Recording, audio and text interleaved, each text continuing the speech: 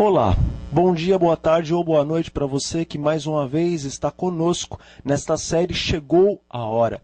Temos tratado de diversos assuntos com relação à reforma e o reavivamento para a Igreja Adventista do Sétimo Dia e também para outras denominações e outros irmãos nossos que estão acompanhando esta série e que estão vivendo atentos estes momentos soleníssimos da história do mundo e da história da Igreja de Deus em toda a face da terra. Hoje nós estaremos estudando a respeito do decreto dominical e a parábola dos 10 virgens. Qual a ligação entre o decreto e qual a ligação entre as 10 virgens? O que há de incomum entre o decreto dominical e a parábola das 10 virgens? Hoje, pela graça do Senhor, nós estaremos estudando este tema e o Senhor, o Deus Espírito Santo, nos ajudará a compreender o que a parábola das 10 virgens quer nos dizer e aonde podemos encontrar o decreto dominical dentro da parábola das 10 virgens. Por isso eu convido você, meu irmão e minha irmã, para fechar os olhos juntamente comigo e vamos orar ao nosso Deus pedindo sabedoria, pedindo conhecimento, pedindo discernimento, a fim de que compreendamos o que o Senhor quer nos dizer por intermédio da parábola das 10 virgens. Oremos. Senhor, nosso Deus e nosso Pai, graças nós lhe damos porque nos concede a Tua palavra e também o Espírito da profecia. Neste momento oramos para que o Senhor nos envie o Espírito Santo a fim de nos dar discernimento espiritual para que compreendamos o que o Senhor quer nos dizer por intermédio de Sua palavra e por intermédio do Seu Espírito da profecia. É em nome de Jesus que nós oramos a Ti e já lhe agradecemos as bênçãos. Amém, Senhor. Bom, então abra em suas casas as suas Bíblias no capítulo 25 do Evangelho de São Mateus e nós estaremos lendo e explanando os versículos a partir do versículo 1. Capítulo 25 de São Mateus, a partir do versículo 1, e a palavra de Deus inicia nos dizendo assim: Então o reino dos céus será semelhante a 10 virgens que, tomando as suas lâmpadas, saíram a encontrar-se com o noivo. Nós, adventistas do sétimo dia, sabemos muito bem que esta parábola das 10 virgens, ela tem uma aplicação bem mais especial ou quase que completamente especial à igreja dos últimos dias, a igreja que detém a verdade de Deus nos últimos dias, não com a finalidade de deter esta verdade para si mesmos, mas sim detém esta verdade para, santificando-se nesta verdade, então espalhar a mesma por todo o mundo, para que toda língua, toda raça e toda nação venham conhecer qual é a perfeita vontade de um Deus santo, de um Deus santíssimo para os últimos dias da história deste mundo. Sabemos que a igreja adventista, por conta da profecia de Daniel, por conta das profecias do Apocalipse, ela se enquadra perfeitamente na igreja que guarda os mandamentos de Deus e tem o testemunho de Jesus. Sabemos que o número 10 nesta parábola simboliza os 10 mandamentos da lei de Deus. Sabemos que a virgindade dessas mulheres, pois mulher representa a igreja, sabemos que a virgindade delas representa a pureza doutrinária. Nós sabemos que os adventistas do sétimo dia, num geral, como seres humanos, não são puros, não são perfeitos. Pelo contrário, porque Apocalipse, no capítulo 3, a carta à igreja Laodiceia, mostra que a nossa realidade como seres humanos diante dos olhos de Deus é que nós somos pobres, miseráveis, cegos e nus. Ou seja, como seres humanos, aos olhos de Deus, nós estamos quase que completamente em desacordo com a sua santa vontade. Todavia, em nosso corpo de doutrinas, nós vemos na parábola das 10 virgens que esta igreja, ela é pura, ela é imaculada, porque em seu corpo de doutrinas não entrou nada que não fosse de seu noivo ou de seu esposo, que é Cristo Jesus. A parábola começa mostrando que ao adventista do sétimo dia receber a luz da verdade, crer na verdade, crer que a igreja adventista do sétimo dia detém as verdades bíblicas para os últimos dias da história deste mundo, porque ela é uma igreja não erguida por homens, mas sim uma igreja que é profeticamente, biblicamente apresentada por Deus através dos seus profetas. Então o adventista, após receber esta mensagem, após se batizar, após começar então a sua caminhada cristã, crendo na verdade de Deus, uma euforia toma conta de seu coração, porque ele recebe do Espírito Santo aquele primeiro amor, um amor o qual deveria acompanhar a todo adventista até o final de suas vidas, até o final de suas carreiras cristãs, tal como foi com Paulo, o apóstolo, após ele receber a verdade de Deus, após ele colocar a verdade do Senhor em seu coração, ser batizado e então ter em si o poder do Espírito Santo como primeiro amor, nós vemos que até o momento de seu martírio, este primeiro amor nunca morreu.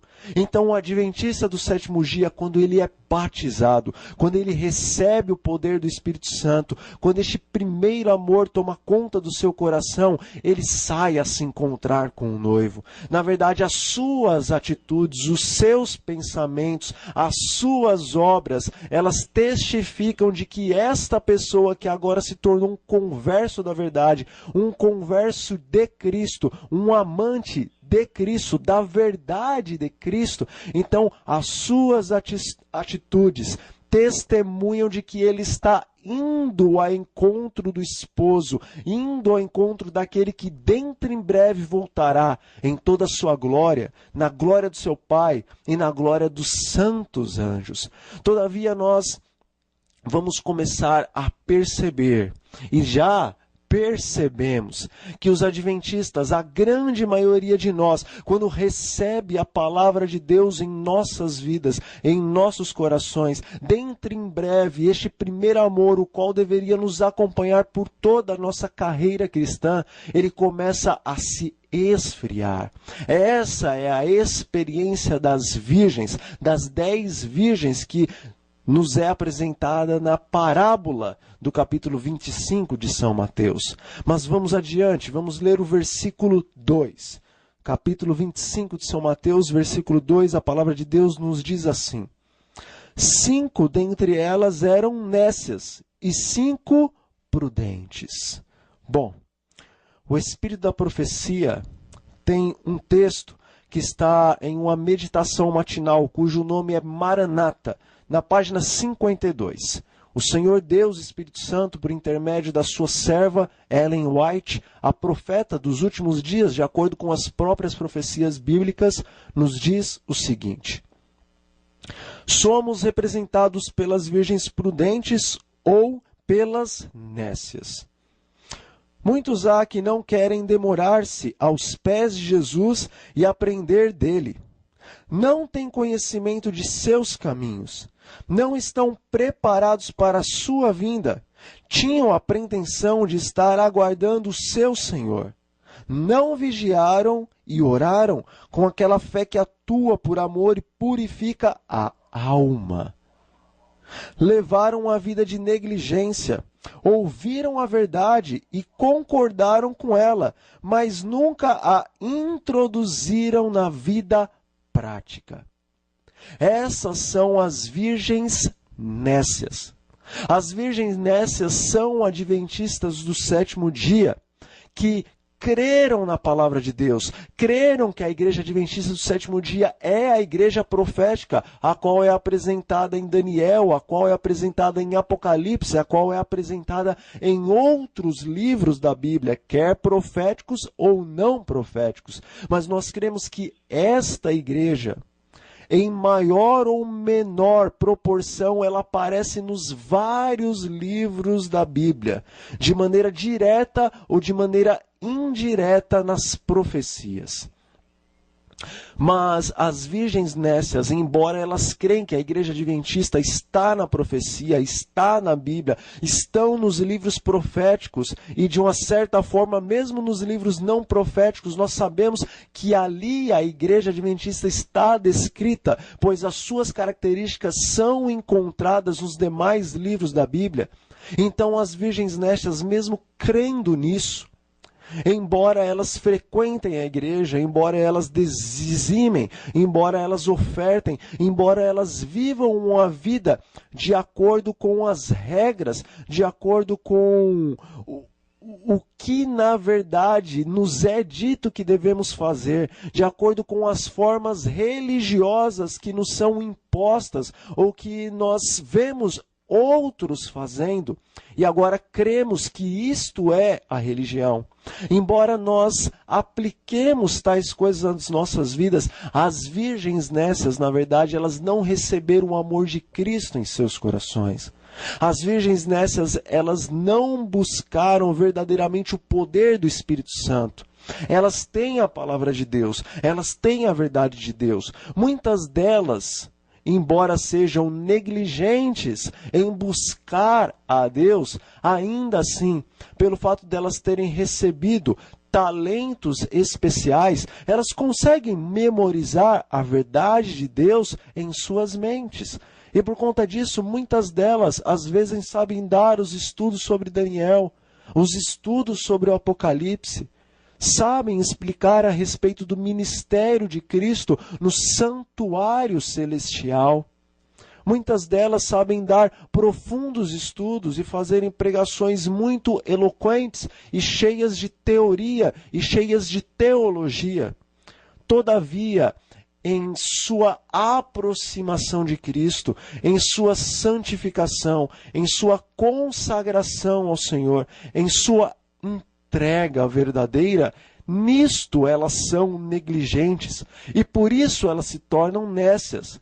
Por isso as virgens se tornam loucas, porque tal como os fariseus, os saduceus e todos os escribas e todo o sinédrio que compunha a liderança de Israel, tal como eles conheciam muito da Torá, conheciam muito da palavra de Deus e eram instruídos não só nas coisas religiosas, mas nas coisas seculares da sua época, tal como eles eram instruídos e muitas vezes doutores em todas estas coisas, mas não tinham um conhecimento profundo de Deus. Eram negligentes para verdadeiramente buscarem o Senhor com os seus corações, em espírito e em verdade. Tal como estes antigos, são hoje as virgens nécias. São hoje os adventistas loucos. Muitos possuem um grande conhecimento teórico e teológico. Muitos possuem um grande conhecimento das coisas seculares, as quais, se fossem aplicadas de maneira devida, seria uma bênção para a pregação do Evangelho. Todavia, assim como no passado, os grandes homens que deviam ser os grandes homens espirituais de Israel, mas se tornaram loucos porque eram negligentes em buscar um conhecimento pessoal e profundo do Deus de Israel, assim os adventistas do sétimo dia, que não verdadeiramente buscam com ansiedade a presença do Senhor, o Espírito Santo, em suas vidas, mesmo que tenham um grande conhecimento teológico e teórico, são considerados por Deus como nécios, são considerados por Deus como loucos. Mas vamos adiante, capítulo 25, versículo 3. E a palavra de Deus nos diz assim: as nécias, ao tomarem as suas lâmpadas, não levaram azeite consigo. Nós sabemos o que significa o azeite, mas eu quero ler mais um texto do Espírito de Profecia para que nos fique claro o que este versículo 3 do capítulo 25 verdadeiramente está dizendo para nós adventistas do sétimo dia e de uma maneira especial para os adventistas nécios, para os adventistas loucos espiritualmente. Diz assim o Espírito Santo através da sua profeta: muitos têm, em grande medida, deixado de receber a chuva temporã do Espírito. Não têm obtido todos os benefícios que Deus assim para eles tem provido. Esperam que as falhas de caráter, sejam supridas pela chuva serôdia. Quando a chuva serôdia estiver para ser outorgada, eles esperam poder abrir o coração para recebê-la. Estão cometendo um erro terrível. Testemunhos para Ministros, página 506 e 507. Meus irmãos, ali, próximo ao dia do Pentecostes, Jesus tinha feito uma promessa para os seus discípulos. Ele havia dito que os seus discípulos receberiam poder quando o Espírito Santo descesse sobre eles. E então eles se tornariam verdadeiramente testemunhas de Cristo. E eles testemunhariam de Cristo tanto em Jerusalém, como na Judéia, como em Samaria e até mesmo aos confins do mundo. E eles poderiam então ensinar a muitos a guardarem as coisas as quais Jesus havia ensinado eles a guardarem. E eles poderiam pregar o evangelho do reino a toda a nação, para que então viesse o fim. O Senhor Jesus deu aquela promessa aos primeiros discípulos, aos primeiros apóstolos. E eles receberam essa promessa, que foi a chuva temporã do Espírito Santo no dia do Pentecostes. E pelo fato de receberem a chuva temporã no dia do Pentecostes, verdadeiramente eles se tornaram exemplos sobre a terra. A Igreja de Deus recebeu poder para testemunhar do caráter santo de Cristo Jesus, para testemunhar do Pai, tal como o próprio Jesus testemunhou do Pai quando esteve aqui na terra. A promessa da chuva temporã, ela foi primeiramente cumprida no tempo dos apóstolos. Todavia, em nenhum momento nós encontramos, tanto na Bíblia como no Espírito de Profecia, que houve um tempo em que foi cortada esta bênção da igreja, que é a chuva temporã.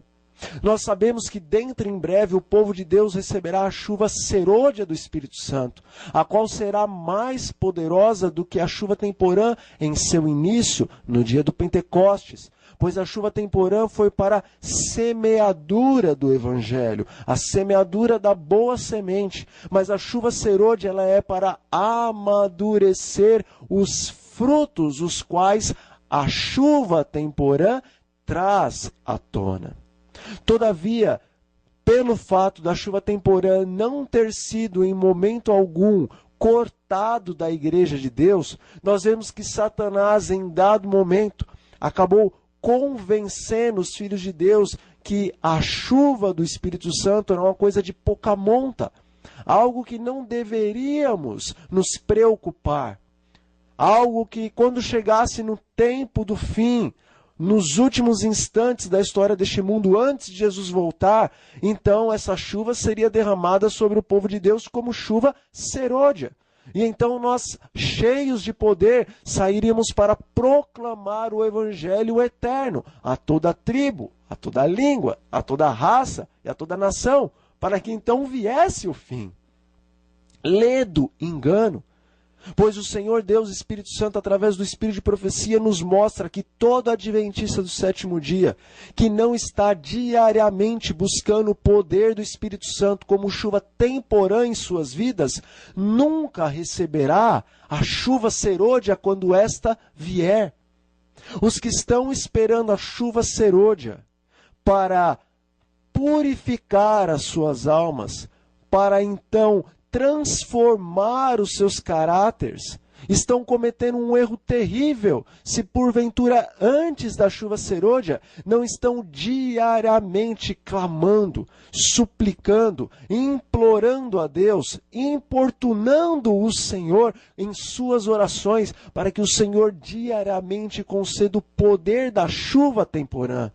a qual não é apenas uma chuva que ajuda a espalhar a boa semente do Evangelho pelo mundo, mas a chuva temporã é o agente de Deus para cair sobre esta semente, que é você e que sou eu, para que esta semente comece então a se desenvolver, para que esta semente, que é o adventista do sétimo dia, venha a germinar, e então venha a nascer a haste, e depois da haste venha a nascer a espiga, e depois da espiga venha então a desenvolver os frutos, que são amor, mansidão, pureza, paz, fé, bondade, domínio próprio e tantos outros frutos, os quais devem se desenvolver em sua vida e em minha vida, para que então, depois que esses frutos estiverem desenvolvidos em sua vida, em minha vida, quando então verdadeiramente pudermos ser chamados de cristãos, porque possuímos os frutos do caráter de Cristo em nossas vidas, por intermédio do derramamento da chuva temporã diariamente sobre nós, então, somente então, nós poderemos receber a chuva serôdia, as grandes chuvas sobre nós do Espírito Santo, para que todos esses frutos, os quais o Espírito estava desenvolvendo em nós, agora possam ser amadurecidos a tal medida, para passarmos então o tempo de angústia e pudermos ver o Senhor Jesus Cristo voltando em toda a sua glória. Portanto, as virgens nécias, os adventistas loucos, embora eles tenham a palavra, creem na palavra, sabem muitas vezes até manusear a palavra e dar estudos bíblicos, e muitas vezes pessoas em grande número acabam vindo para a igreja por conta da eloquência dessas pessoas, mas ainda assim são considerados loucos, porque eles não têm levado em suas vasilhas, em seus corações, o azeite, que é o Espírito Santo. Vamos ler agora Mateus 25, o versículo 4.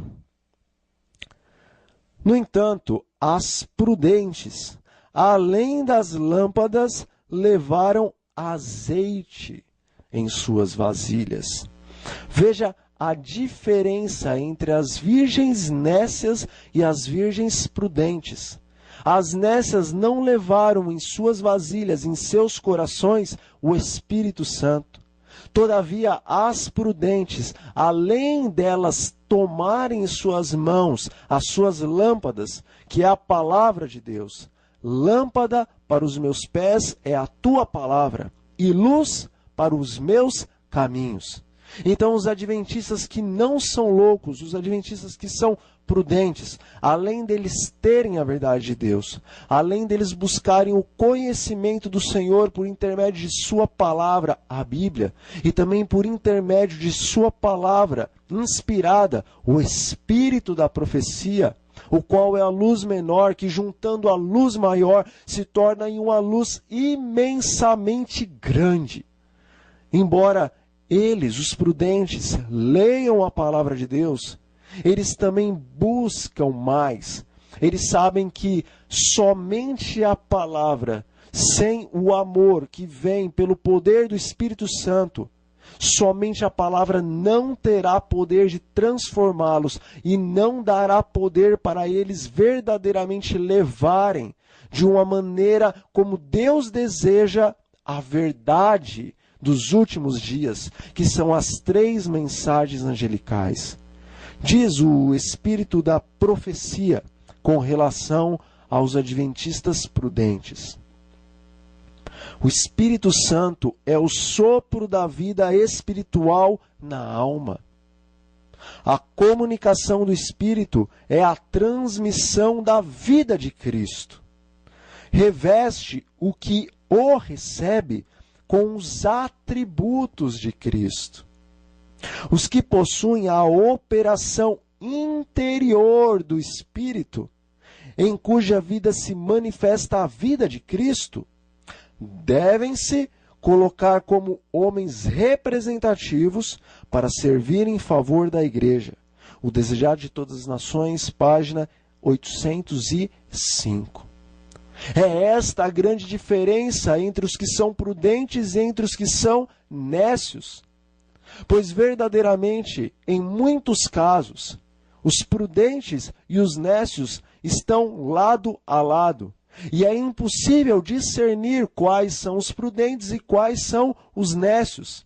Em muitos casos, os adventistas prudentes e os adventistas nécios se vestem do mesmo jeito, tal como o Senhor, em sua palavra e no espírito da profecia, disse que eles deveriam se vestir. Em muitos casos, os adventistas prudentes e os adventistas nécios se alimentam da mesma maneira, tal como a palavra de Deus nos diz e tal como o espírito de profecia também nos diz que devemos nos alimentar. Em muitos casos, a polidez das palavras dos prudentes e dos nécios são iguais, porque eles educaram as suas palavras, educaram a maneira de falar, educaram a maneira de se expressar. Em muitas outras coisas, tanto os adventistas prudentes como os adventistas nécios, olhando com os olhos humanos, eles são idênticos. Todavia, a grande diferença está no que é depositado diariamente pelo poder de Deus em suas vasilhas, em seus corações. Os prudentes, embora eles orem para que o Senhor conceda-lhes bênçãos, conceda bênçãos as quais eles precisam para manter as suas vidas aqui na terra. Embora eles orem por isto, mas a oração principal dos adventistas prudentes é que o Senhor derrame dia após dia o Espírito Santo em seus corações, porque eles sabem que sem o agente divino agindo em seus interiores, então nunca eles poderão passar pela santificação. E sem passarmos pela santificação, diz a palavra de Deus, nós não veremos a Deus. Porque Cristo, em determinado momento, ele disse: eu sou o caminho, a verdade e a vida. Ninguém vem ao Pai se não for por mim.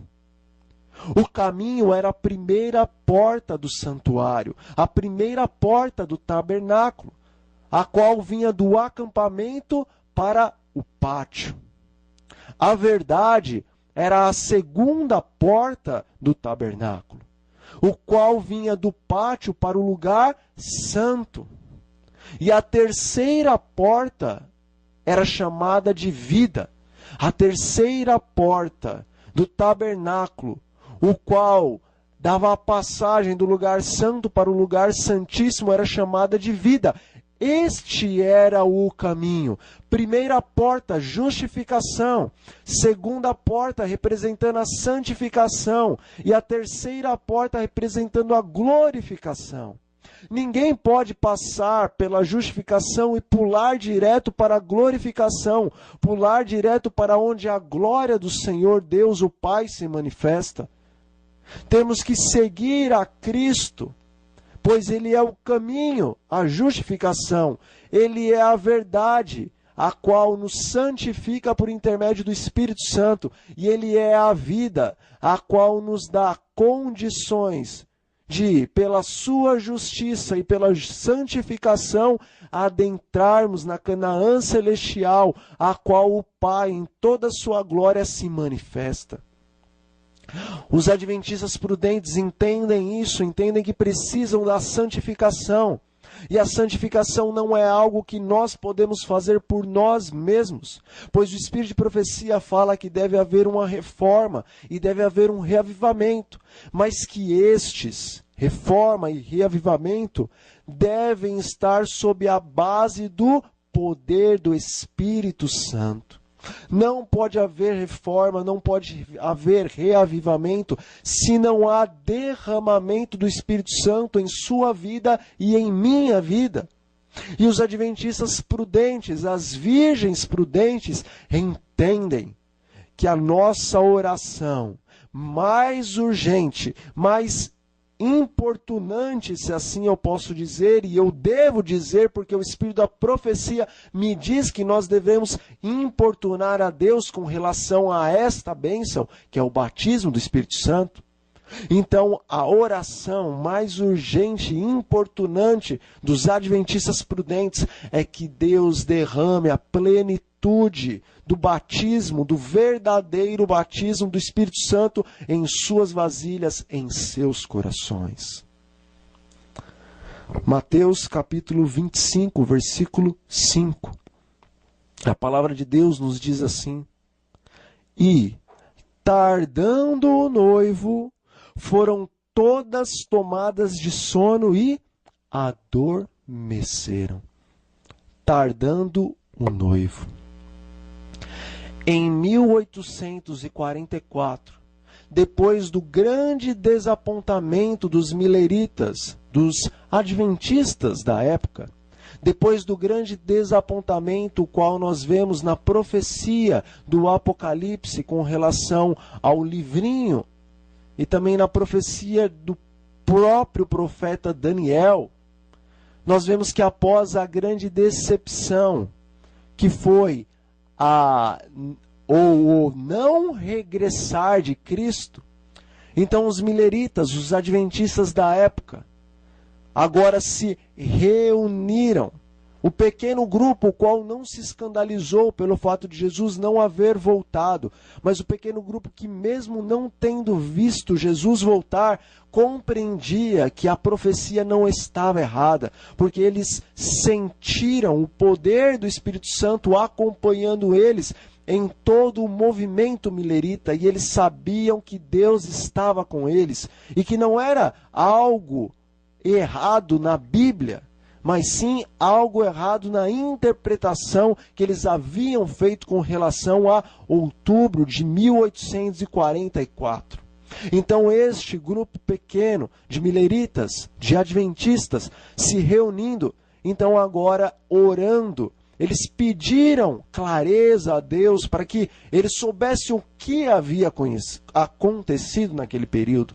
Então o Senhor deu uma visão mostrando que na verdade não era a vinda de Cristo em 1844, mas sim a passagem do Senhor Jesus do lugar santo do santuário para o lugar santíssimo do santuário celestial. Ou seja, o Senhor Jesus nos altos céus estaria iniciando como sumo sacerdote um novo ou uma continuação do seu ministério. Bom, então em 1844, verdadeiramente a Igreja Adventista do Sétimo Dia começou a formar-se. Mais para frente, ela foi estabelecida como uma igreja com um nome, e agora ela já tinha o conhecimento do sábado. Todavia, por meados de 1888, nós vemos na história adventista e nós vemos no próprio Espírito da profecia que neste momento o Senhor Deus estava preparando o seu povo para derramar sobre o seu povo o poder especial do Espírito Santo, que é a chuva serôdia do Espírito Santo, a qual capacita o povo de Deus a pregar a terceira mensagem angelical em um alto clamor, para que então a terra inteira, compreendendo que chegou a hora do juízo de Deus, compreendendo que Babilônia caiu e compreendendo que todos aqueles que recebem a marca da besta em suas mãos ou em suas testas estarão eternamente separadas de Deus, então estes homens e essas mulheres, tendo a compreensão disso, podem agora tomar uma decisão definitiva ao lado do Senhor, porque as três mensagens angelicais e a terceira mensagem, como num alto clamor, será pregada sob o poder pleno do Espírito Santo. Este é o poder especial e o Senhor estava prestes a derramar sobre o seu povo em meados de 1888. Então o Senhor levantou dentro da igreja adventista 2 jovens pastores, pastor Wagner e pastor Jones. Tal como o Senhor, no passado, tinha Josué e Caleb para falar que a terra era boa e para falar que o povo deveria ir à terra de Canaã, pois o Senhor certamente daria essa terra por possessão a eles, porque havia prometido a eles, e o Senhor desbaratinaria todos os moradores da terra de diante deles. Mas infelizmente o povo daquela época não deu ouvidos a Josué e a Caleb, aqueles 2 jovens, mas preferiu dar ouvidos aos outros 10 líderes, que provavelmente eram mais experientes do que os jovens Josué e Caleb, tal como aconteceu no passado. Em 1888 também aconteceu na Igreja Adventista do Sétimo Dia, pois sabemos que o Senhor Deus, em todas as eras religiosas, ele sempre trabalha com tipos e antítipos. Não apenas na questão do cordeiro, ele trabalha com tipo e com antítipo. Mas o próprio Jesus muitas vezes mostram que o tipo e o antítipo é uma maneira do Senhor Deus trabalhar para que a palavra de Deus, as Santas Escrituras, ela seja atual em todas as épocas da história deste mundo. O próprio Jesus disse que nos últimos dias seria tal como os dias de Noé, usando os dias de Noé como um tipo e os últimos dias como antítipo. O próprio Jesus também fala a respeito de Sodoma e de Gomorra, comparando aos últimos dias. Ele utiliza-se da história de Sodoma e de Gomorra, e ele também fala a respeito da mulher de Ló. Usa isto como um tipo para explicar o antítipo que aconteceria, o que seria nos últimos dias. Então agora, por volta de 1888, Deus levanta em sua igreja esses 2 jovens pastores, Wagner e Jones, e derrama sobre eles o poder do Espírito Santo. E eles vêm com a mensagem poderosa da justificação pela fé, não pelas obras. O Senhor dá uma clara compreensão a Wagner e Jones. Qual é a perfeita união entre fé e obras? E então eles começam a pregar essa palavra dentro da igreja e fora da igreja.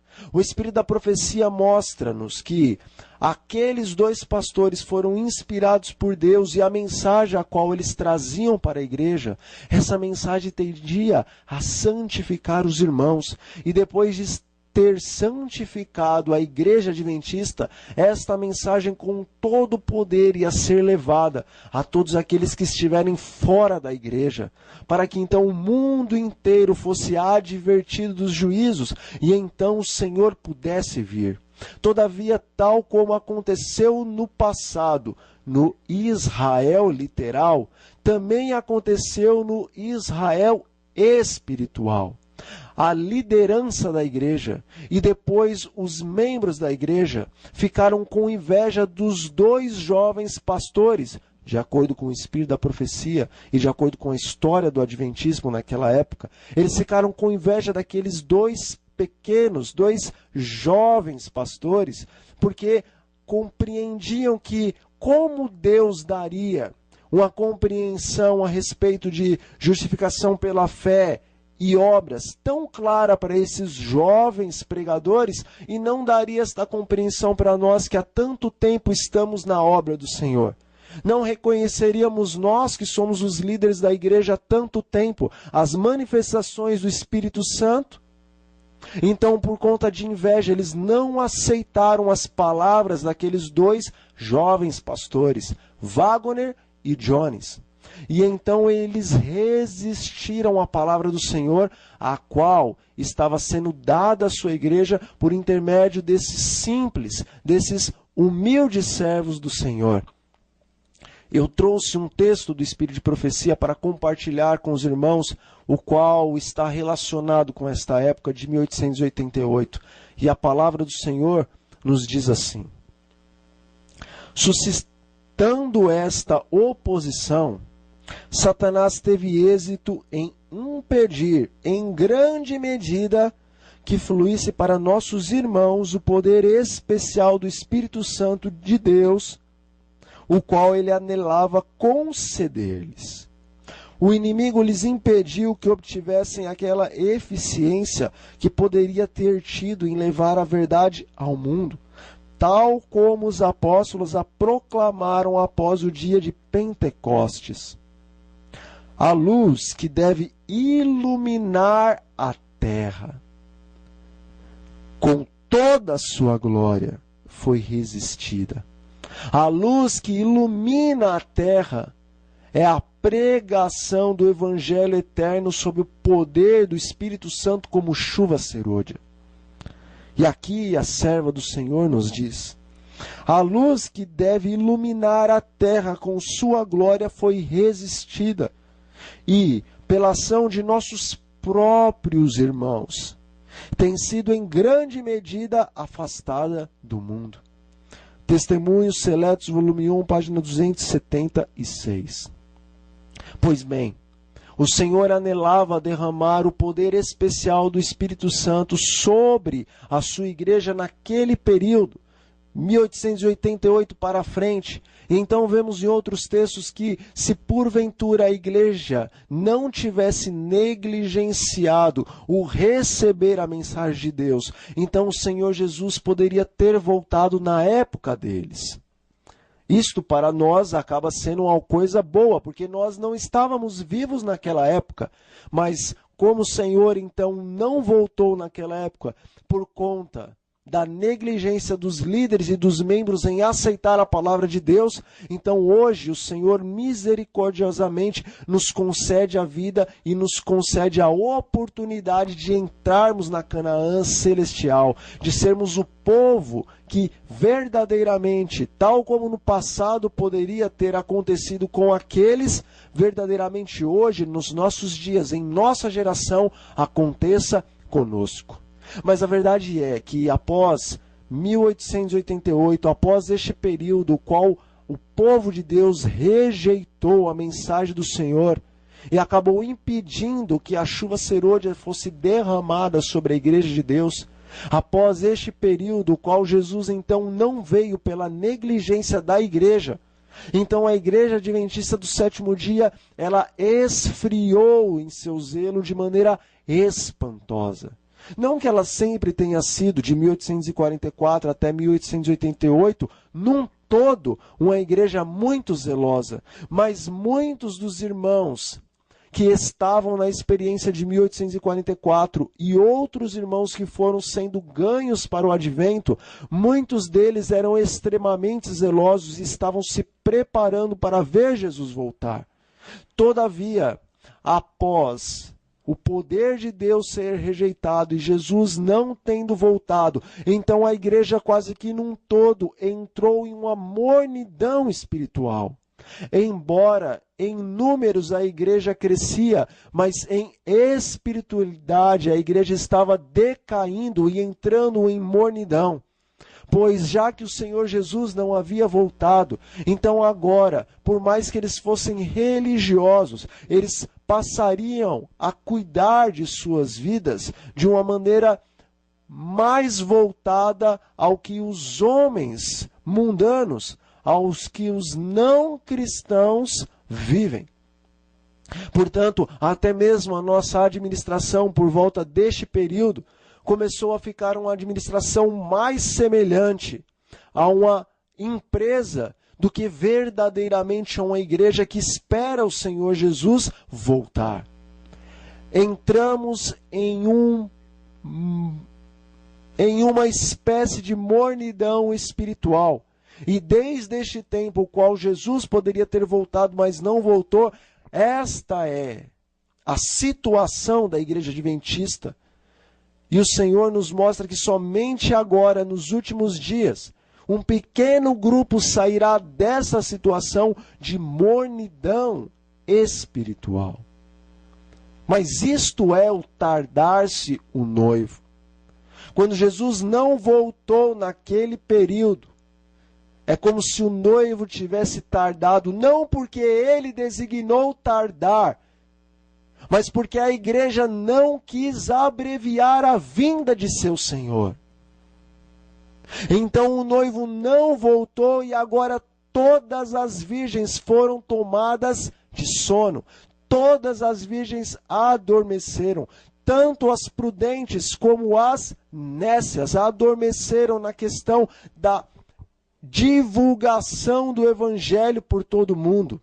Mesmo as prudentes buscando o poder do Espírito Santo, o seu zelo não estava e não está de acordo com o que verdadeiramente o Senhor espera para a igreja dos últimos dias, a qual deve ter o seu caráter, a qual deve estar dando uma mensagem de advertência para o mundo que está prestes a perecer. Todos entraram em um estado de mornidão, em um estado de sono espiritual. Prossigamos. Mateus 25, versículos 6 e 7. Mas à meia-noite ouve-se um grito. Eis o noivo, saí ao seu encontro. Então se levantaram todas aquelas virgens e prepararam as suas lâmpadas. Irmãos, até hoje, quando se prega a respeito das 10 virgens, e disse que à meia-noite ouve-se um grito, aí vem o noivo, nós compreendemos que este momento é a vinda literal do Senhor Jesus Cristo em toda a sua glória, em toda a sua majestade. Mas hoje nós vamos compreender que a vinda deste noivo ainda não é a vinda literal de Cristo Jesus. Os próprios textos da Bíblia, eles nos dão a entender que este não é o período literal da vinda de Cristo, mas é um outro acontecimento, o qual despertará todas as virgens que estavam dormindo. Hoje, a igreja, ela escuta a respeito de muitas coisas. Hoje nós ouvimos falar e nós vemos guerras e rumores de guerras. Hoje nós vemos que os países, as grandes potências mundial, entraram em uma derrocata financeira, o qual nunca teve precedentes e nem sabemos a que ponto estas dívidas podem chegar. Nós vemos a Europa financeiramente decaindo. Nós vemos os Estados Unidos da América do Norte endividado a tal ponto que ficou impossível de se pagar esta dívida de mais de 15 trilhões aos bancos, os quais estão emprestando para eles este dinheiro. Hoje nós vemos que protestos e mais protestos acontecem em todo o mundo e o nosso próprio país é extremamente afetado por isso que está acontecendo. Nós vemos que a fúria das nações está crescendo. Nós vemos que o Senhor Deus, em sua misericórdia, ainda contém a fúria das nações. Nós vemos mortes as quais nem queremos acreditar que isto é realidade. Nós vemos epidemias, nós vemos desgraças sobre desgraças. Não apenas com relação às coisas que o próprio homem pode fazer, mas com relação às coisas que o homem não tem como impedir, pelo menos entre aspas, que são as grandes catástrofes naturais, furacões, tufões, maremotos, tsunamis imensos que invadem ilhas e fazem com que a civilização dessas cidades litorâneas venham a desaparecer praticamente. Vemos tornados se aproximando cada vez mais e mais das cidades. Hoje já podemos ver até meteoritos grandes, não tão pequenos, caindo sobre a nossa terra. Grandes coisas estão acontecendo no cenário natural, no cenário político, no cenário econômico. Hoje nós vemos que um papa desce de seu trono e sobe um outro papa. Então, quando homens inspirados por Deus conseguem compreender essa profecia, não estou falando a respeito dos fanáticos, dos entusiastas, os quais não estão pedindo o poder de Deus para compreender a profecia do Senhor. Mas eu estou falando de homens e também de mulheres que estão nas madrugadas, chorando ao Senhor com sinceridade, pedindo que o Senhor lhes envie o Espírito Santo, pedindo que o Senhor lhes dê o Espírito da profecia, para que possam compreender o cumprimento da profecia.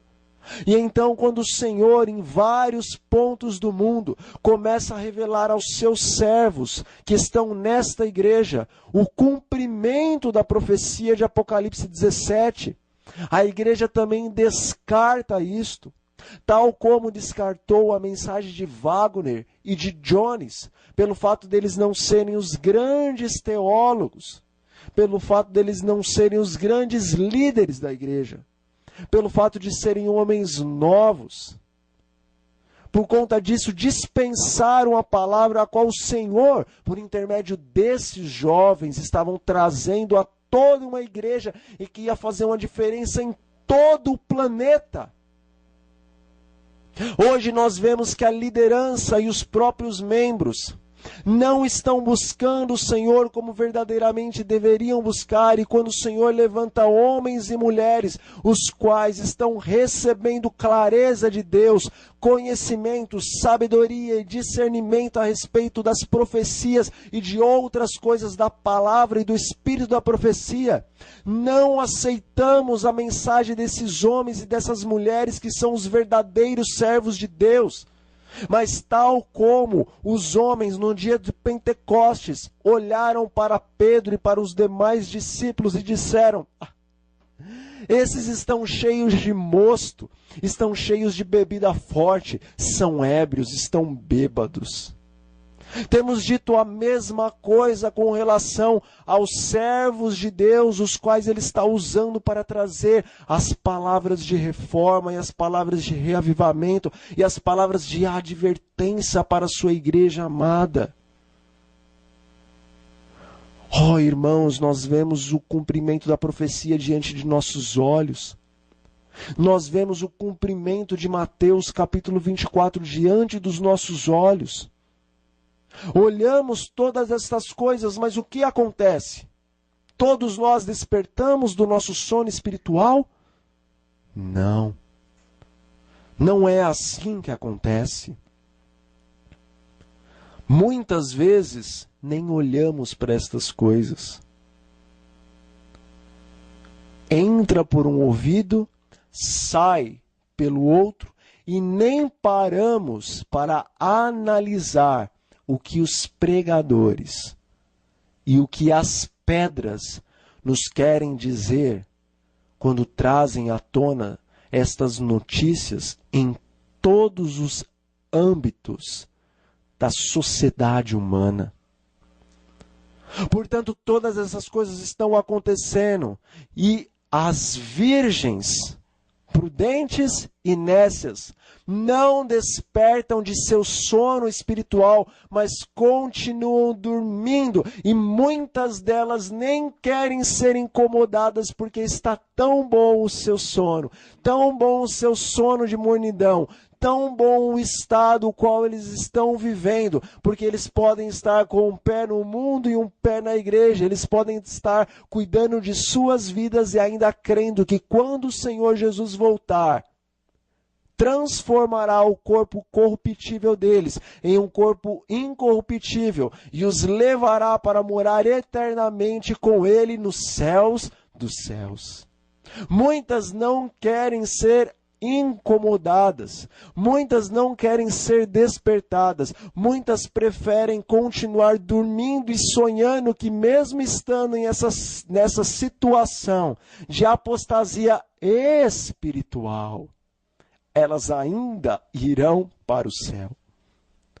Muitos não querem ser incomodados pelos servos de Deus, os quais pregam a reforma e o reavivamento, porque em seu sono eles estão sonhando que mesmo continuando com esta vida promíscua, mesmo continuando com esta vida de intemperança, mesmo continuando com esta vida de pecados diante dos olhos de Deus, eles querem crer em seus sonhos que ainda assim, quando o Senhor Jesus voltar, Ele os levará para os céus, para viver na presença de um Deus que é santo, de um Deus que é santíssimo, para viver juntamente com os remidos de todas as épocas, homens e mulheres que desprezaram as suas vidas, desprezaram o conforto, a comodidade que eles tinham para viver uma vida cristã e até mesmo para entregarem as suas vidas para que através de sua morte o nome do Senhor Deus e o nome do Senhor Jesus Cristo pudesse ser glorificado.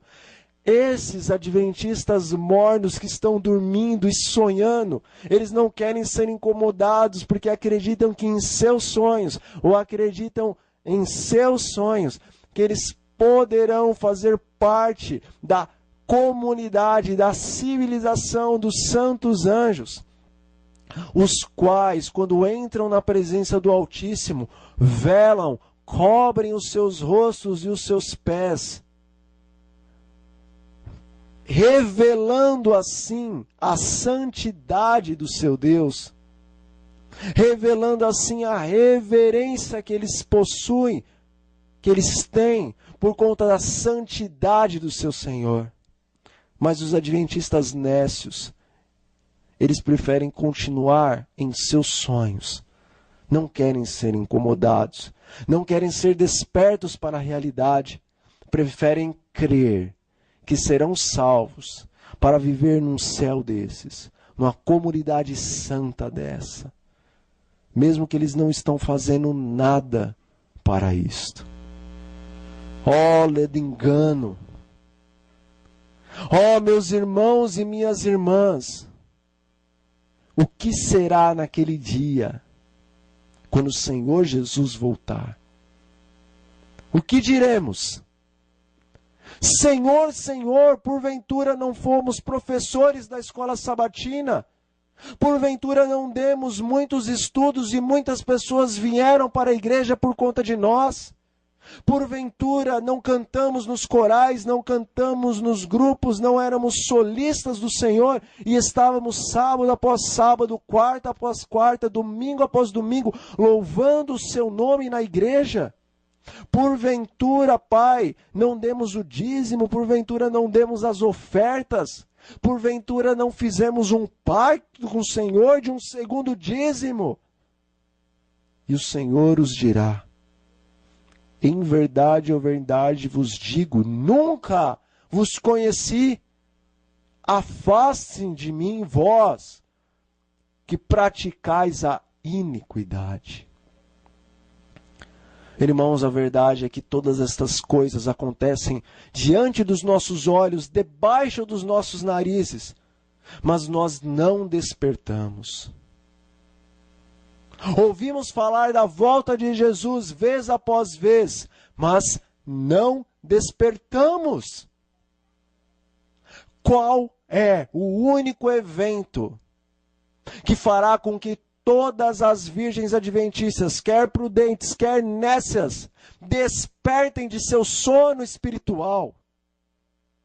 Despertem de sua mornidão e de sua falta de zelo para com o evangelismo da palavra de Deus.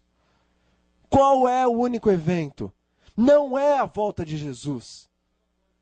O que vai despertar os adventistas do sétimo dia, quer prudentes, quer nécios, é a saída do decreto dominical. Quando sair o decreto dominical, todos nós compreenderemos que verdadeiramente chegou a hora e que a hora é agora e que o nosso Deus não tardará, mas dentro em breve Ele voltará. Então, neste momento, quando sair o decreto dominical, um zelo espiritual tomará conta dos corações e das mentes de todos os adventistas, tanto os prudentes como os nécios. Todos eles a uma despertarão e dirão: chegou a hora, nós temos agora que pregar a palavra de Deus a toda língua, a toda tribo, a toda raça, a toda nação, para que então venha o fim. Mas vamos prosseguir. Mateus 25, versículos 8 e 9.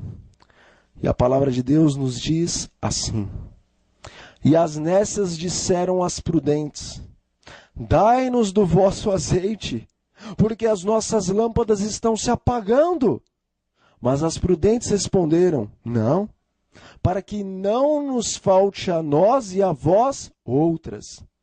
Ide antes aos que o vendem e comprai-o.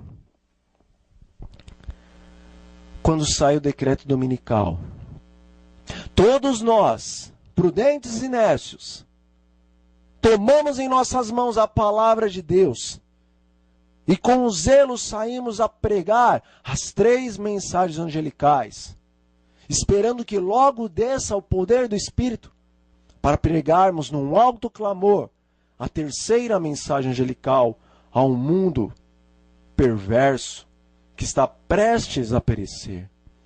Mas de repente as provas começam a sobrevir. O mundo inteiro começa a olhar para esta igreja não com bons, mas com maus, violentos olhos, sedentos de sangue. Porque nós seremos o objeto de contenda entre as nações. Pois as nações estarão aceitando o domingo, o dia da família, de acordo com que todas as denominações e até mesmo hoje o Estado o diz que ele é. Nós seremos um objeto de espanto diante das nações. O mundo estará considerando mais um cachorro na rua do que um adventista do 7º dia. Embora muitos darão ouvidos, mas a grande maioria não estará dando ouvidos à verdade e aceitando a verdade, porque a palavra de Deus nos diz que o mundo inteiro seguiu a besta e o mundo inteiro adorou o dragão. E nós seremos aqueles que têm os mandamentos de Deus, guardam os mandamentos de Deus e possuem também o testemunho de Jesus, que é o Espírito, a profecia, de acordo com o que diz o anjo no livro do Apocalipse. Então, quando as perseguições e as provações dos adoradores da besta e de sua imagem começarem a irromper sobre essa igreja, todos nós sentiremos o peso da perseguição. Mas os nécios, os quais estão com suas palavras, os quais conhecem a Bíblia, os quais conhecem as 3 mensagens angelicais e os quais estarão pregando as 3 mensagens angelicais, eles compreenderão que a luz deles está se apagando por causa da provação que é forte demais, por causa das trevas que são densas demais e que estão recaindo sobre esta igreja. Vendo-se neste estado difícil, de fraqueza espiritual para prosseguir ao lado da luz neste grande conflito, então agora os nécios, os quais por tanto tempo ridicularizaram as virgens prudentes, ou os adventistas prudentes, os quais por tanto tempo talvez apontaram para esses adventistas e chamaram esses de fanáticos, de coelhos, porque só comiam alface, cenoura, de passarinhos, porque só comiam grãos e cereais, os quais ridicularizavam estes irmãos nos almoços da igreja, os quais gostavam de se reunir em panelas para falarem mal dos adventistas, que aos olhos de Deus eram prudentes, mas que aos olhos deles eram fanáticos. Agora esses adventistas nécios olham para aqueles que eles muitas vezes ridicularizaram por causa da maneira como eles se vestiam, como eles se portavam, como eles pregavam. Agora os adventistas nécios, loucos, olham para os prudentes, os quais eles expulsaram dos seus púlpitos e de suas igrejas e de suas associações. Olham para estes e veem que além da pregação da mensagem dos 3 anjos, eles começam agora a receber um poder o qual eles, os nécios, não estão recebendo. Eles começam a ver que esses adventistas, os quais eles chamavam de loucos, mas que aos olhos de Deus eram os prudentes, eles estão fazendo curas, eles estão fazendo milagres. O rosto deles, gradativamente, dia após dia, parece se tornar mais luminoso, mais semelhante ao rosto de um anjo do que ao rosto de um homem. Eles olham a grande mudança que dia após dia está acontecendo na vida destes. Eles veem o zelo destes, não apenas no trabalho, no serviço para Deus, mas na adoração, num louvor, um louvor o qual agrada a Deus, um louvor o qual os anjos se ajuntam para juntamente com os servos de Deus cantarem músicas, hinos consagrados ao seu Senhor. Eles olham para a mudança espetacular que está acontecendo na vida daqueles que eles chamavam de loucos. E então eles entendem que a grande diferença entre eles e aqueles que aos olhos de Deus são prudentes, mas que aos olhos deles muitas vezes eram considerados loucos, eles veem que a grande diferença é que aqueles têm o Espírito Santo em suas vasilhas, em seus corações, mas eles não têm o Espírito Santo. E agora eles desejam que eles sejam abençoados por aqueles que estão cheios do Espírito. Desejam que aqueles compartilhem do poder deles com eles mesmos.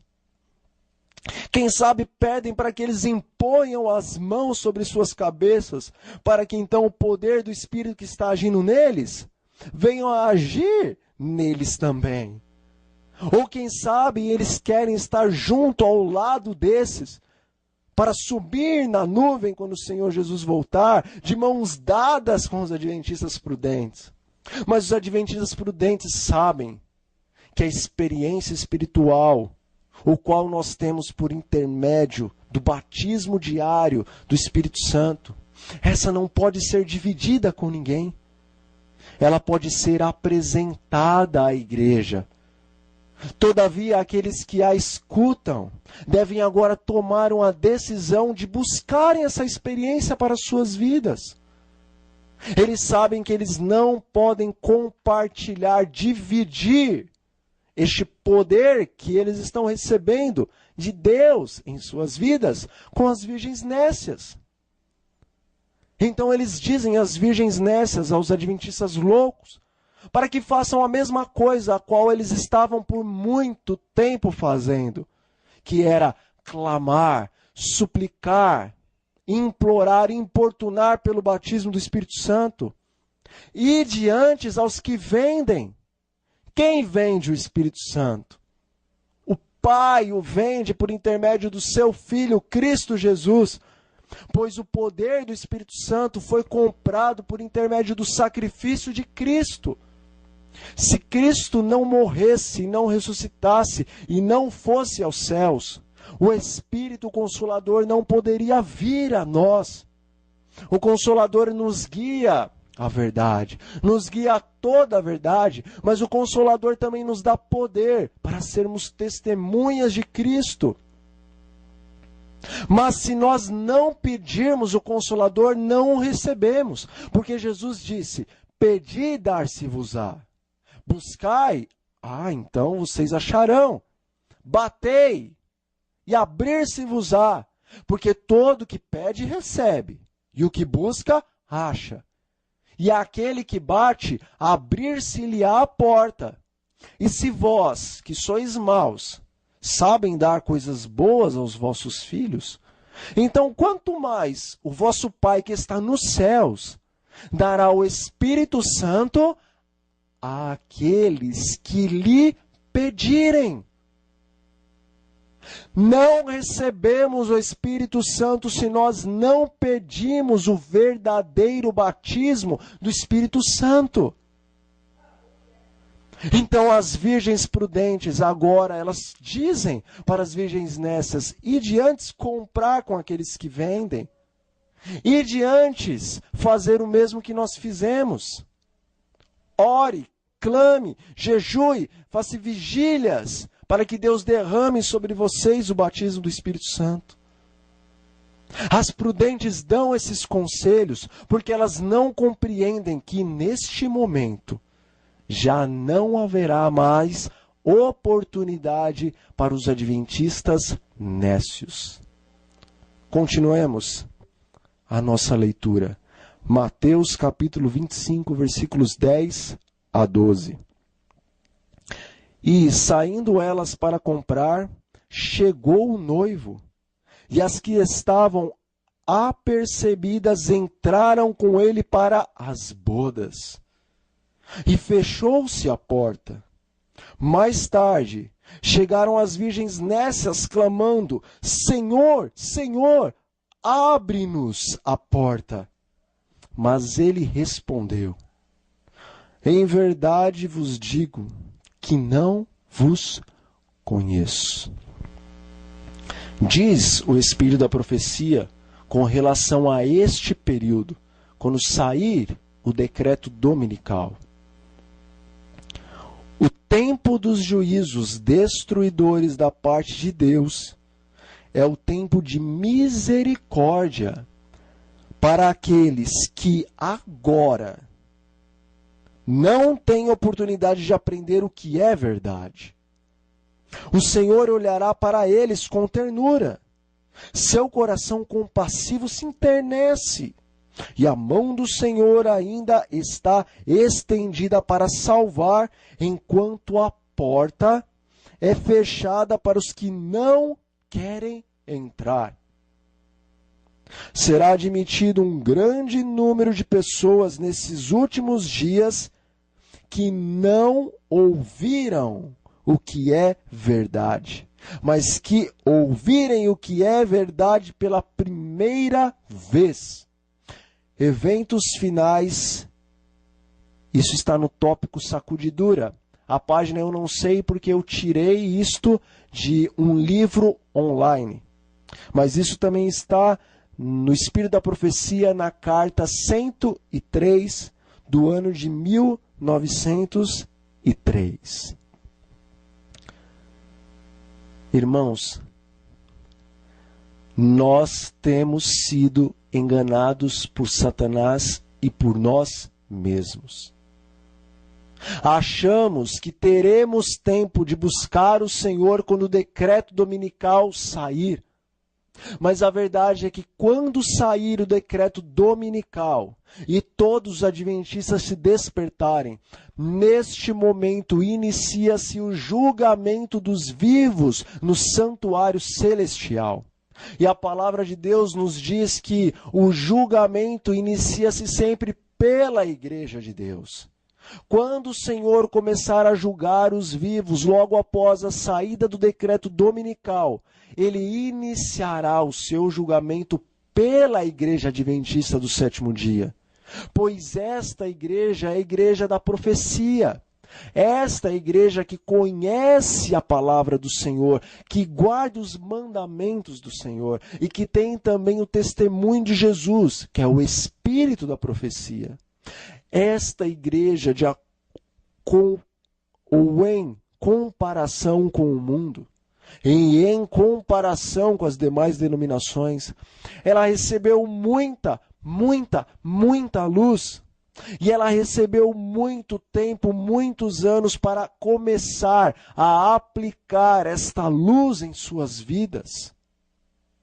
Então, quando sai o decreto e inicia-se o julgamento dos vivos, o Senhor, que é um Deus justo, ele começa primeiramente a julgar aqueles que tiveram oportunidade para entrar na porta. Aqueles que tiveram oportunidade para aceitar os mandamentos do Senhor. Não apenas aceitar com a mente, mas aceitar com o coração e viver as regras, as leis do Senhor que estão estabelecidas em sua palavra, que estão estabelecidas no espírito da profecia. O Senhor é um Deus justo e quando sai o decreto dominical e inicia-se o julgamento dos vivos imediatamente, ele começa a julgar a você, e ele começa a julgar a mim, ele começa a julgar primeiramente os líderes, e depois ele vem para os leigos. Ele começa a julgar os mais antigos da casa do Senhor, os quais tiveram muitos anos para aplicar a verdade do Senhor às suas vidas. Mas o Senhor Deus seria um Deus injusto se no momento em que saísse o decreto dominical, essas pessoas, ou talvez até eu, que por tanto tempo ficamos procrastinando a nossa decisão de darmos ouvidos às Santas Escrituras e de darmos ouvidos ao Espírito da profecia. Ele seria um Deus injusto se agora, neste momento que sai o decreto dominical, os que procrastinaram por tanto tempo, agora por causa do medo dos acontecimentos dali por diante, do medo de serem condenados eternamente, então eles começam a tomar uma decisão de buscarem o Senhor com todas as suas energias. O Senhor lê os corações e sabe que se por tanto tempo eles negligenciaram buscar a Deus em espírito e em verdade, agora depois do decreto eles só vão buscar a Deus por medo. E o Senhor não vai levar ninguém para o céu por medo. O Senhor só vai levar as pessoas para o céu por amor. Aqueles que amaram a Cristo, amaram a verdade de Cristo, amaram a lei de Cristo e desejaram de todo o coração fazer a vontade do Senhor. Porque o salmista dizia que ele amava a lei de Deus. Ele queria viver as verdades do Senhor em sua vida. Ele pedia, dai-me um novo coração. Coloque em mim um espírito inabalável. Paulo gostaria de não mais ser açoitado pela violência de sua carne, o qual dia após dia lutava com o seu espírito. Paulo, ele esmurrava-se interiormente a si mesmo, porque ele gostaria, ele desejava, dia após dia, estar crescendo mais e mais espiritualmente, para dia após dia ser mais e mais semelhante ao seu Senhor, ao ponto que um dia, por tanto clamar e lutar e receber diariamente o poder do Espírito Santo em sua vida, Paulo pôde dizer, ufa, agora já não sou mais o eu que vive. Agora já não é o eu que vive. Agora já não sou eu que vivo. Mas Cristo vive em mim. Ele conseguiu o que ele queria. Porque ele buscou o que ele tanto almejava, que era ser semelhante a Jesus. Paulo não queria viver uma vida pecaminosa. Uma vida cheia dos prazeres deste mundo, e quando chegasse no dia da vinda de Cristo, então o Senhor lhe desse a salvação. Paulo queria viver nesta terra uma vida de justo, uma vida de santo, uma vida de salvo, uma vida semelhante à vida de Jesus. Mas os adventistas necios não querem viver uma vida igual à vida de Jesus. Eles estão sempre dando uma desculpa de que a santificação é degrau por degrau.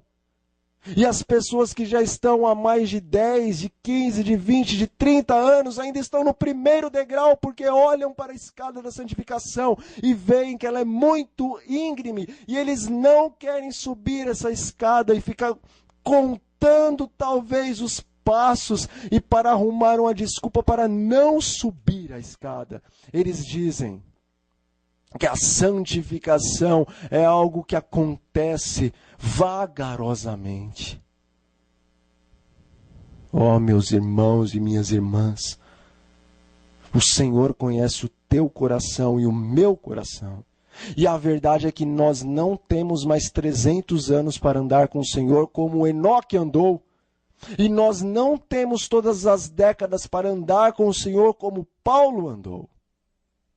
Nós também não temos todas as décadas para andar com o Senhor como João andou, a ponto de ser transformado do discípulo, que era filho do trovão, para o discípulo do amor.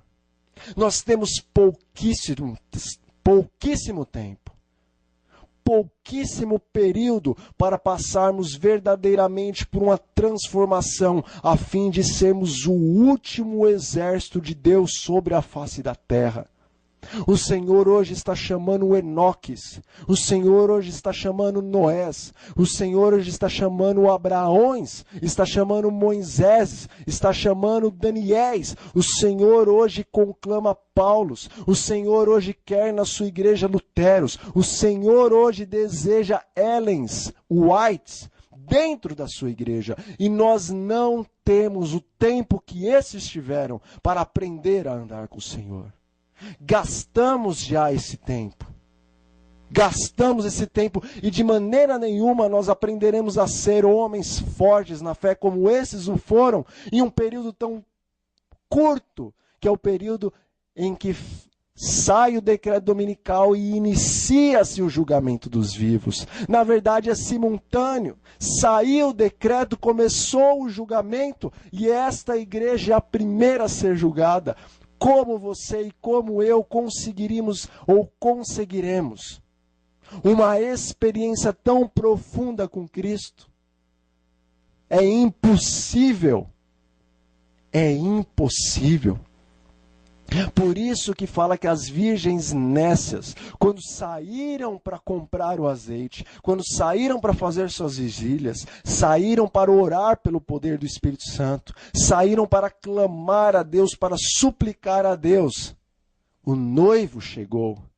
Não que o Senhor Jesus tenha literalmente voltado, mas porque o Senhor vê diferente do que nós vemos.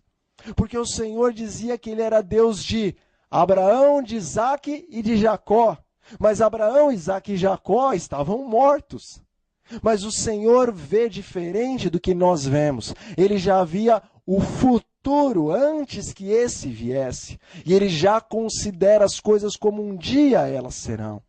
Quando aqui Ele diz que vem o noivo e as virgens que estavam apercebidas entraram para as bodas, Ele está mostrando então o julgamento dos vivos. Quando o nome de cada adventista do sétimo dia passar diante do tribunal, quando este nome que está escrito no livro da vida passar diante do tribunal e for também aberto os outros livros, que são os livros das obras, e for confirmado que aquela pessoa, a qual tem o nome no livro da vida, que as suas obras estão de acordo com a sua profissão de fé, porque somente aceitar a Cristo e ter o nome no livro da vida não significa que você verdadeiramente é um adventista do sétimo dia, é um cristão, porque nos demais livros, nos livros das obras, tem que as suas obras mostrar que você verdadeiramente é um cristão, porque as suas obras mostram que você é um cristão. E este é o julgamento, quando se compara as obras com a declaração de sua fé. Então, quando for visto que as suas obras declaram que verdadeiramente você aceitou e eu aceitei a Jesus pela fé, então nosso nome é confirmado no livro da vida do Cordeiro e este é o casamento do Senhor.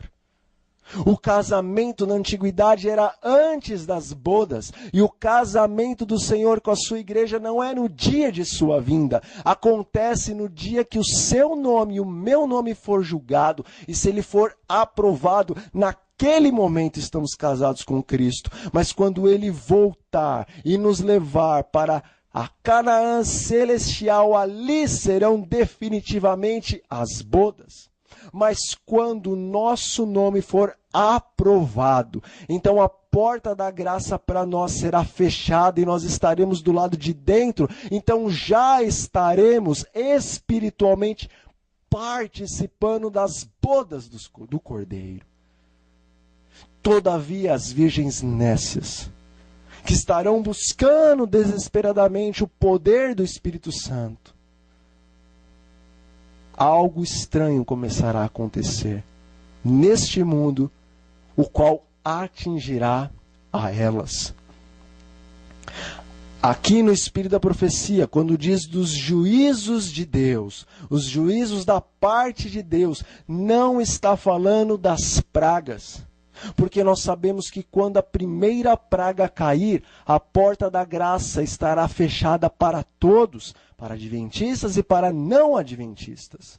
Mas aqui diz do momento em que os juízos da parte de Deus estarão caindo, e a porta estará sendo fechada para uns, mas continuará aberta para outros.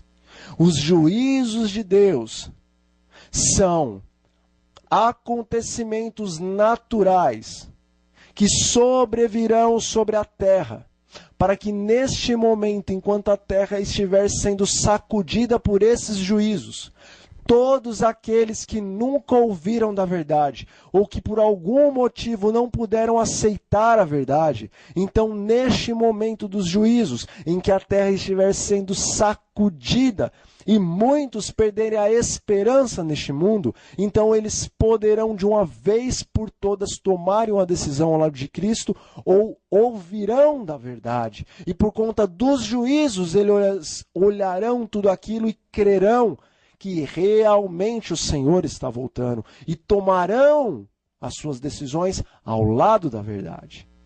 Todavia, quando estiverem caindo os juízos os quais serão uma bênção para os que estão lá fora, porque poderão tomar uma decisão ao lado de Cristo, para nós, os adventistas, esses juízos simbolizam que a porta da graça está para nós se fechando.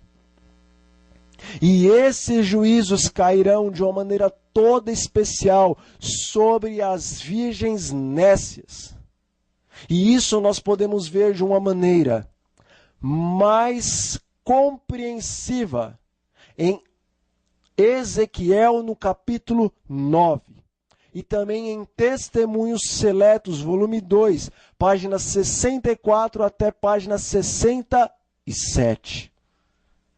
Portanto, quando sai o decreto dominical e começam a cair os juízos, de maneira especial, sobre os adventistas que procrastinaram a sua preparação para a entrada nos céus, então, neste momento, eles percebem que o Senhor tem tirado a sua proteção de sobre eles.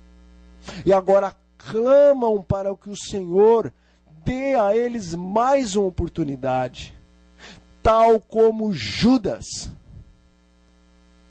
Eles sentem remorso por não ter aproveitado o tempo, os anos de graça que o Senhor havia dado para eles para se prepararem pelo poder do Espírito Santo, para este momento terrível que está prestes a sobrevir ao mundo e à igreja.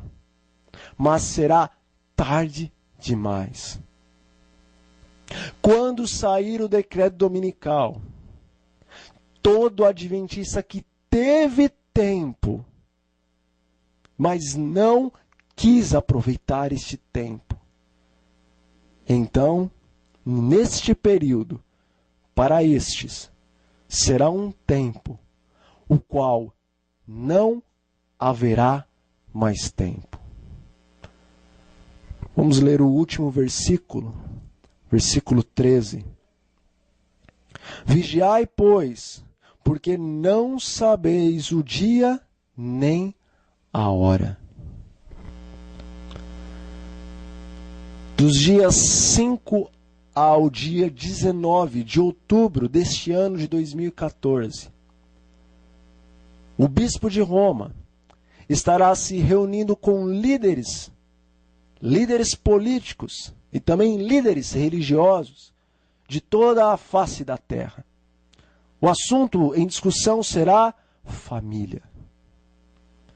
Meus irmãos, este Papa, este Bispo de Roma, o qual hoje se assenta no trono de Roma, em pouquíssimo tempo ele conseguiu algo que mesmo João Paulo não havia conseguido. Este é o homem. E eu digo com toda a autoridade que o Senhor me tem concedido para dizer, porque o Apocalipse capítulo 17, em seu antítipo da profecia, diz que este é o homem. Nele acontecerão todas as coisas. Quer você, quer a liderança, acreditem ou não. Este é o Papa da vinda de Jesus. E eu tenho certeza absoluta.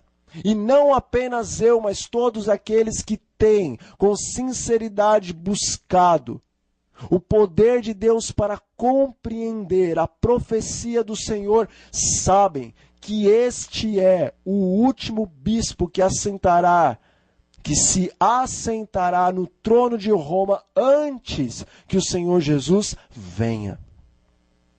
Quer você ria ou não, quer você caçoe ou não, quer você busque a interpretação de teólogos que não estão com seus corações em Cristo, tal como os teólogos da época de Jesus, que viram a Cristo, mas chamaram ele de filho de Belzebu, disseram que ele realizava os seus milagres pelo poder do grande demônio que era o próprio Belzebu. E o chamaram de blasfemo, e não aceitaram o Rei da Glória, que estava na terra deles, que falava a eles, aos ouvidos deles, e o crucificaram.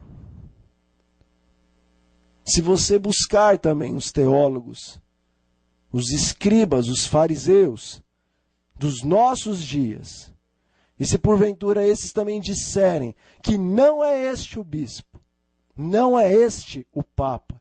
E se você não for buscar o conhecimento de Deus e estudar a profecia por você mesmo, com lágrimas, com pranto, com sinceridade, mas entregar esta decisão de crer ou não nas mãos de homens, independente se são homens cultos ou não cultos, letrados ou iletrados, então você estará sendo maldito, porque maldito é o homem que confia no homem, e todos aqueles que confiaram em Caifás, Anás e em todo o Sinédrio se transformaram, na sua maioria, eternamente malditos.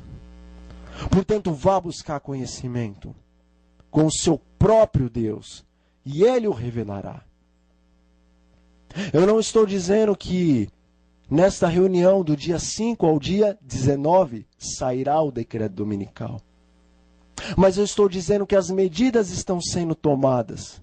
Também não estou dizendo que o decreto não sairá nesta reunião. Eu só estou dizendo que os poderes estão agora se unindo. Eu só estou dizendo que o decreto ele vem de uma maneira muito mais inocente do que nós imaginamos. Porque hoje o movimento dominical toma conta da Europa e toma conta de outros países. E muitos setores políticos e setores sociais não abrem, não funcionam aos domingos. Porque há um grande movimento em cima do dia da família. Um dia que aos olhos dos homens é uma maravilha. Um dia em que os pais e os filhos poderão estar juntos para suas recreações familiares. Um dia em que os irmãos poderão estar juntos para congregar em suas igrejas e buscar a Deus. Um dia de descanso para a natureza. Um dia de descanso para um homem. Um dia de fraternidade mundial. É isso que eles estão apontando com relação ao domingo. É nisso que eles estão tornando o domingo. Satanás não entrou num porco-espinho no jardim do Éden, mas ele entrou no animal mais belo que existia até então, que era a serpente. Ele está transformando o domingo em uma coisa muito bela e agradável. e será muito bela e muito agradável para muitos de nós.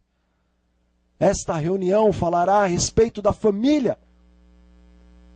E hoje o domingo é chamado como Dia da Família. Sem dúvida nenhuma, o pontífice de Roma estará trazendo à tona nessa reunião a questão do Dia da Família. Oh, meus irmãos, quão perto está de sair o decreto. Como nós somos ingênuos espirituais e tardios espirituais para compreender que tudo está pronto para a saída do decreto. Todavia, os 4 anjos, os anjos de Deus, estão segurando os ventos, os conflitos nos 4 cantos da terra, não para que os homens preparem as suas leis para lançar o decreto, mas eles estão segurando os ventos, porque os servos de Deus ainda não estão selados. O problema não é com o pontífice, o problema não é com os líderes, o atraso não é por parte deles, a demora não é por parte deles, a demora é porque o Senhor, em sua misericórdia, não está permitindo que o decreto e as leis venham, porque Ele ainda está dando tempo para que você e para que eu despertemos e compreendamos que a única coisa que falta é que você e eu busquemos com todos os nossos corações, com as nossas forças, nos unamos para buscar o poder do Espírito Santo, para que então sejamos selados. E quando vier os ventos da tribulação, os ventos da aflição, os quais vêm depois do decreto dominical, os quais vêm depois que todos os homens tomarem a decisão a favor ou contra Cristo, não estejamos você e eu no exército que não estará levantando a bandeira de Emanuel. Aceite a sua posição, a qual Deus te deu, de adventista do 7º dia. Você foi chamado e eu fui chamado para sermos um exército santo, irrepreensível, imaculado diante de Deus. Una-se ao programa mundial da igreja, o qual o próprio pastor Ted Wilson lançou, o programa 777. 7 dias da semana, 7 da manhã e 7 da noite, toda a igreja mundialmente orando pelo batismo verdadeiro do Espírito Santo. Ainda há tempo, todavia, um tempo extremamente curto. Convido a você a fechar os seus olhos, vamos orar ao nosso Deus, pedindo o seu poder sobre as nossas vidas, para que não sejamos encontrados descansando ou espancando os nossos irmãos quando o Senhor voltar. Oremos. Senhor nosso Deus e nosso Pai, agradecemos pela palavra que o Senhor dia após dia traz ao seu povo. Em nome do Senhor Jesus, nós lhe pedimos, meu Deus, derrame sobre nós o verdadeiro batismo do Espírito Santo. Reaviva-nos, transforma-nos, faça-nos verdadeiramente soldados do Senhor, para que neste último e grande conflito, nesta última e grande batalha entre Cristo e Satanás, estejamos do lado de Emanuel. Senhor, em nome de Jesus, escute-nos e atenda-nos, segundo a sua vontade e misericórdia. Amém. Bom, meu irmão e minha irmã, eu desejo a você um bom dia, uma boa tarde, uma boa noite, dependendo do horário qual você está assistindo esta pregação. E espero você para as próximas pregações dessa série. Chegou a hora. Até mais.